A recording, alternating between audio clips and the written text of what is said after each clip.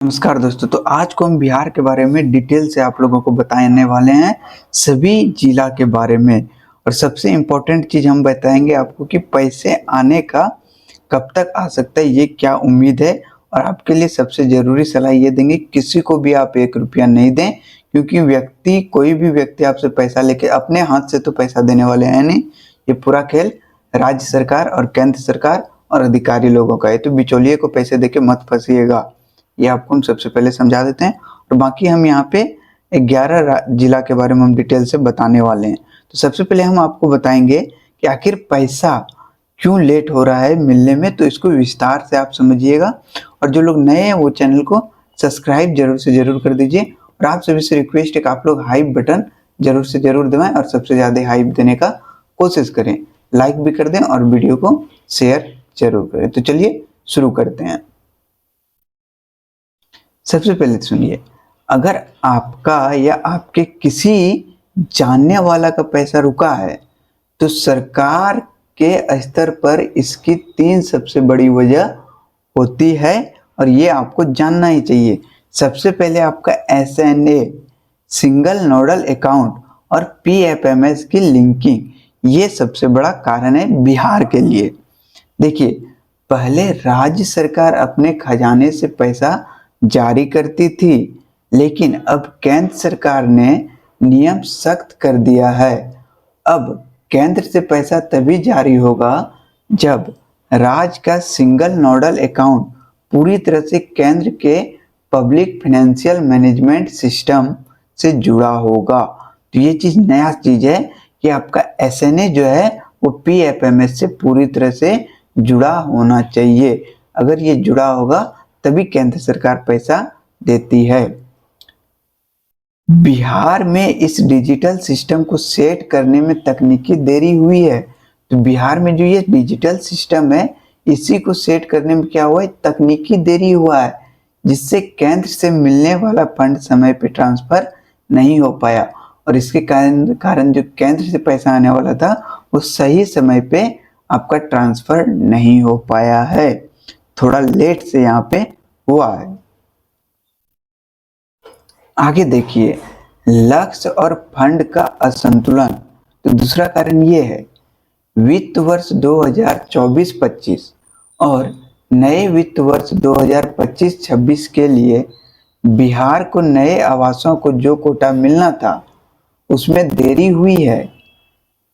साथ ही पुराने लगभग 9 लाख से अधिक घरों का काम अभी भी अधूरा है। तो बिहार में देख लीजिए, 9 लाख से अधिक घर अभी भी अधूरा पड़ा हुआ है। नियम यह है कि जब तक पुराने घरों का काम 90% से ज़्यादा पूरा नहीं होता, तब तक केंद्र और नई किस्त का पूरा पैसा एक साथ रिलीज नहीं करता है और थोड़ा बहुत ही पैसा देता है। बिहार में तो एक सबसे पहले अधिकारी लोग काम करने में लेट करते हैं, दूसरा यहाँ पे बहुत लोग पैसा लेके काम भी नहीं कराते हैं, जिसके कारण केंद्र से ज़्यादा पैसा यहाँ पे नहीं भेजा गया, पूरा पैसा यहाँ पे नहीं भेजा गया, जिसके कारण आप लोग सभी लोग इंतजार कर रहे हैं। सोचिए, 9 लाख से भी ज़्यादा घर यहाँ पे अभी रुका हुआ है, अधूरा पड़ा हुआ है। आगे देखिए, जियो टैगिंग की पेंडिंग। तो जियो टैगिंग का पेंडिंग होना भी सबसे बड़ा कारण है कि पैसा लेट हो रहा है। तो क्या है, सुन लीजिए ध्यान से। आवास सहायक जब तक आपके घर की जमीन का, फिर नींव का और फिर छत का फोटो खींचकर ऐप पर अपलोड नहीं करते, तब तक सिस्टम आपके अगले किस्त का FTO जनरेट नहीं करता। बिहार के कई ब्लॉकों में आवास सहायकों का कमी या हड़ताल के कारण यह काम रुका हुआ है। तो सबसे बड़ा यहाँ पे क्या कारण है, यहाँ पे आपको बता सकते हैं, सबसे बड़ा जो कारण है यहाँ पे अधिकारी लोग ही लेट कर रहे हैं। ठीक है, तो ये चीज़ आपको समझना चाहिए। चलिए आगे क्या खबर है वो भी देख लेते हैं। ठीक है, तो देखिए, सबसे पहले हम लोग बात करेंगे यहाँ पे अब औरंगाबाद के बारे में। आप किस जिला से हैं, कमेंट करके हमको जरूर से जरूर बता दें। तो औरंगाबाद का क्या खबर है वो सुनिए। यहाँ सबसे बड़ी समस्या नई लिस्ट और पहले किस्त की है। जिन लोगों का नाम 2018-19 का सर्वे के बाद छूटा था, उनके नाम नई सूची में जोड़े तो गए हैं, लेकिन उनका बजट जारी नहीं हुआ है। इसके अलावा जिन लोगों ने पहले किस्त से घर का ढांचा खड़ा कर लिया है, उनका भौतिक सत्यापन ना होने से दूसरी किस्त यहाँ पे रुकी हुई है। तो इन सारी चीज़ों को आपको समझना चाहिए। जो भी औरंगाबाद से हैं कमेंट जरूर कर दें, और आप जहाँ से हैं वो भी कमेंट करें। दूसरा देखिए, कटिहार का बात करते हैं, विशेषकर आजमगढ़ ब्लॉक के बारे में। आजमगढ़ प्रखंड में बहुत बड़ी संख्या में शिकायतें हैं। यहाँ एफटीओ पेंडिंग होने की समस्या सबसे ज़्यादा है। यानी अधिकारी ने कागज पर जो तो पास कर दिया है, लेकिन बैंक को ट्रांसफर करने वाला डिजिटल ऑर्डर सरकारी पोर्टल पर अटका हुआ है। यहाँ बाढ़ और भौगोलिक स्थिति के कारण भी भौतिक सत्यापन में देरी होती है। तो देख लीजिए, इसी तरह का और भी सब जगह लेट होने का कारण होते रहता है। ठीक है, आपको ये समझना चाहिए। आगे आइए हम लोग अब बात करते हैं आरा के बारे में कि आरा का क्या खबर है। देख लीजिए, आरा भोजपुर के बारे में खास करके। भोजपुर जिले में शहरी और ग्रामीण दोनों क्षेत्रों में किस्तों का मिलान धीमा है। चाहे वो ग्रामीण का हो या शहरी का, दोनों जगह किस्तों का मिलान जो पूरी तरह से धीमा है। यहाँ रजिस्ट्रेशन और बैंक अकाउंट मिसमैच, खाते का नाम और आधार का नाम अलग होना की समस्या सबसे ज़्यादा देखी गई है, जिसके कारण लाभार्थी के खाते में रजिस्टर का स्टेटस आ रहा है रिजेक्टेड। यहाँ पे रिजेक्टेड का सबसे ज़्यादा स्टेटस देखने को मिल रहा है, आपको ये समझना चाहिए। चलिए आगे हम लोग बात कर लेते हैं। अब हम लोग मुजफ्फरपुर नगर के बारे में, मुजफ्फरपुर जिला के बारे में। देखिए, मुजफ्फरपुर में पेंडिंग आवासों की संख्या काफ़ी अधिक है। यहाँ प्रशासन ने हाल ही में सख्त निर्देश दिया है कि जिन लोगों को पहली या दूसरी किस्त मिल चुकी है, उन्होंने घर का काम रोक दिया है, उन्हें नोटिस दिया जाए। इस प्रशासनिक कड़ाई और नोडल अकाउंट की तकनीकी खराबी के चलते नई किस्तें जारी होने की रफ्तार यहाँ पे सुस्त बताया जा रहा है। तो मुजफ्फरपुर का यही खबर है। आगे बात करेंगे हम लोग समस्तीपुर के बारे में, विशेषकर खानपुर प्रखंड के बारे में। तो ये भी सुन लीजिए।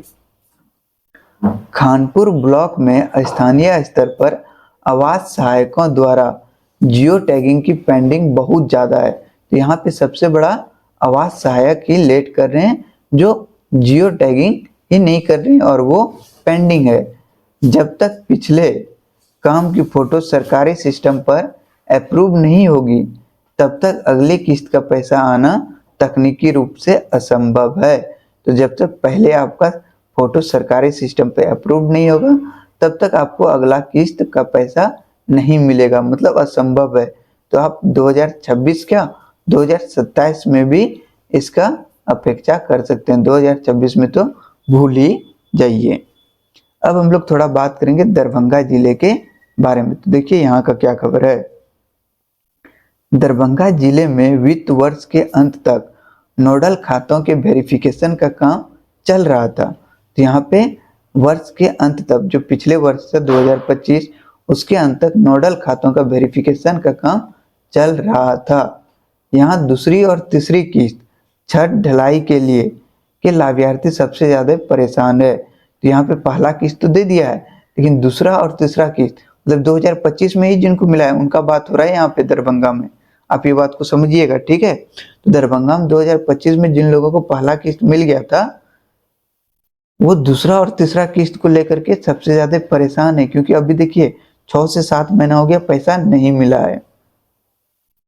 जिले में फंड की उपलब्धता कम होने के कारण, अब यहाँ इस जिले में फंड का उपलब्धता कम होने के कारण प्राथमिकता उन लोगों को दी जा रही है जिनका घर पूरा अंतिम चरण में है, मतलब जिनका थर्ड किस्त रुका हुआ है उनको यहाँ पे पैसा दिया हुआ है, बाकी लोगों को तो मिल ही नहीं रहा है। और जो लोग इधर में किए हैं वो तो भूल ही जाइए कि 2026 में आपको पैसा मिलेगा भी मिलेगा।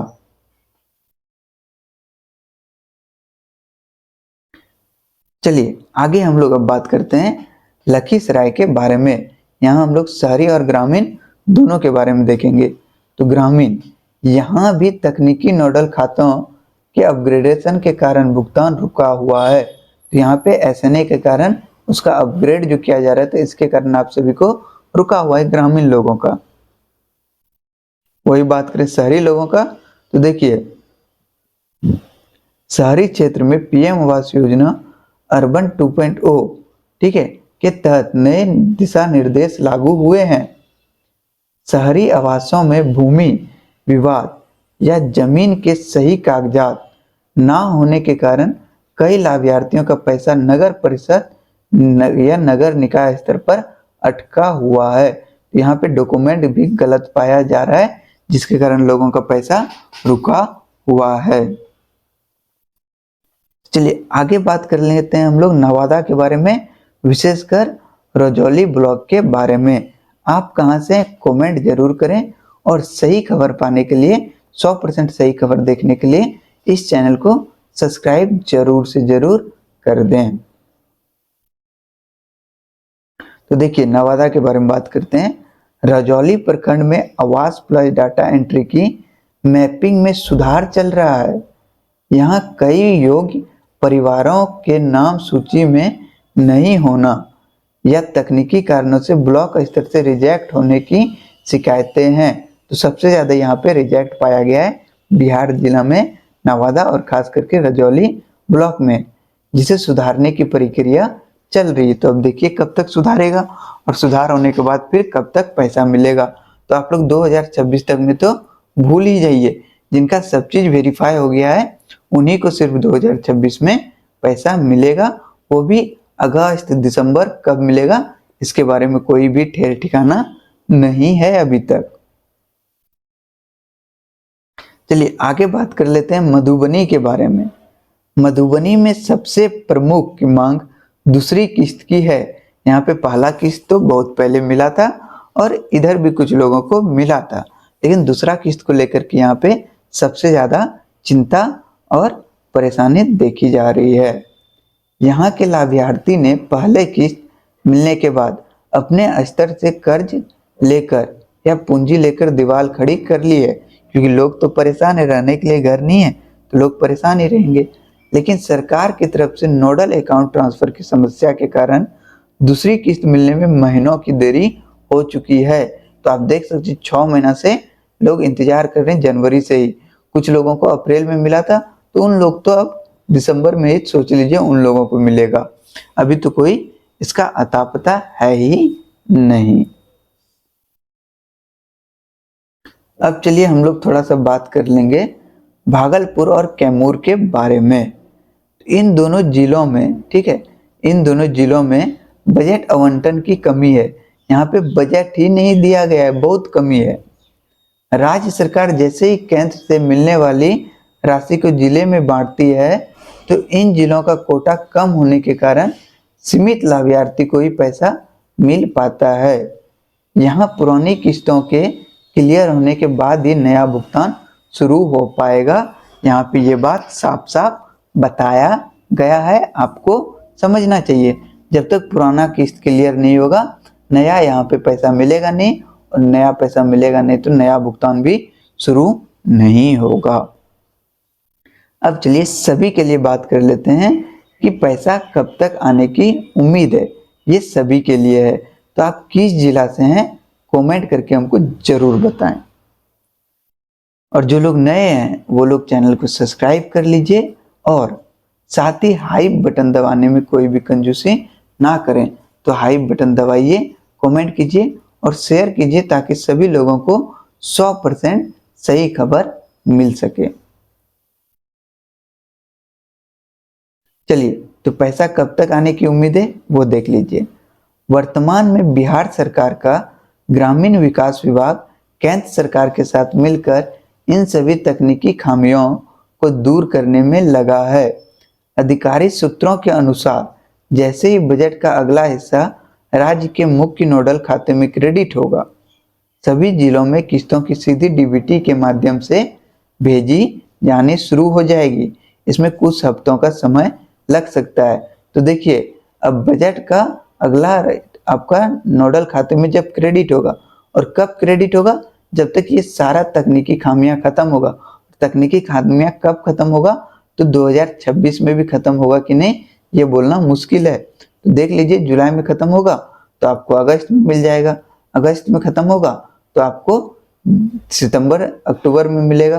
और देखिए 2026 में कितने लोगों को मिल सकता है, क्योंकि ये तकनीकी खत्म होने के बाद हम आपको तुरंत से अपडेट जरूर से जरूर दे देंगे। वही देखिए, आपके लिए सबसे जरूरी सलाह क्या है कि पैसे पाने के लिए क्या करें, तो आपको जाकर के जो भी आप जिस भी गांव से हैं या शहर से हैं, आप जाकर के ग्राम प्रधान या आवास अधिकारी से जरूर बात करें कि आपका फाइल कहाँ रुका हुआ है, वही आपको बचा सकता है। देखिए यहाँ क्या लिखा हुआ है, किसी भी दलाल या बिचौलिया को एक भी रुपया ना दें, क्योंकि कोई भी व्यक्ति अपने हाथ से पैसा जारी नहीं करवा सकता है। जब तक तकनीकी खामियां खत्म नहीं होगा आपको पैसा नहीं मिलेगा। तो चलिए मिलते हैं हम लोग नेक्स्ट वीडियो में। आप 100% अगर सही खबर जानना चाहते हैं तो चैनल को सब्सक्राइब और लाइक और हाइक जरूर करें। तो मिलते हैं नेक्स्ट वीडियो में, तब तक के लिए आप सभी को दिल से धन्यवाद।